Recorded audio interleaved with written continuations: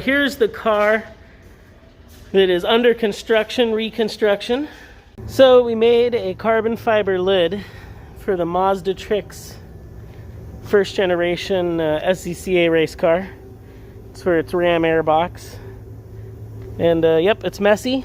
We did wet lay. It's 6 layers, 3 big layers, 3 just middle panel layers, and clamped it together. Now we gotta pop it apart, so let's see how that goes.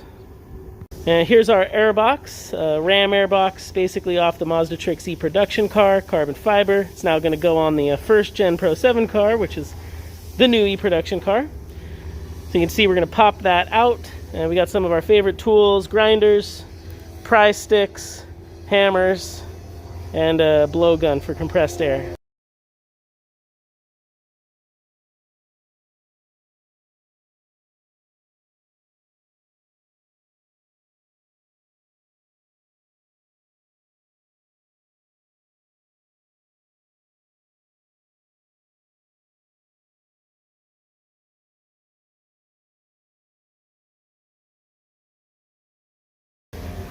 So, I mean,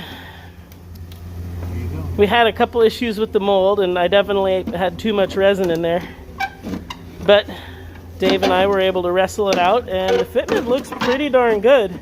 We've got to trim this leading edge and obviously cut a little bit of the excess off still, but I mean, a wet lay, 6-layer carbon fiber lid for a Ram airbox. Yep, looks great.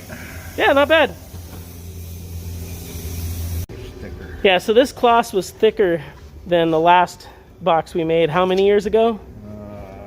18. 18 years ago or so. So this is a very old mold, and I am by no means a professional at composites, but this was a very, I think, nice and strong and well-functioning amateur airbox by professional people.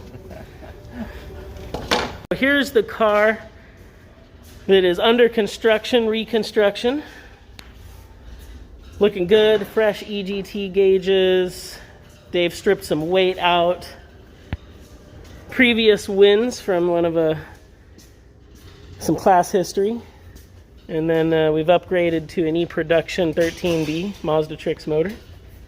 And that's where that airbox is going to go, attached to that nice big Ram air scoop. So, nice, cool first gen. Oh, and there we go. And so that's proper forced air induction on a naturally aspirated car. We're basically sandwiching the bottom half of the carb and the top half with a nice filtered airbox. Cool. Berg. What size is that one? 52. A 52. So a little more cleanup on the airbox itself, and we'll be, I think, good to go.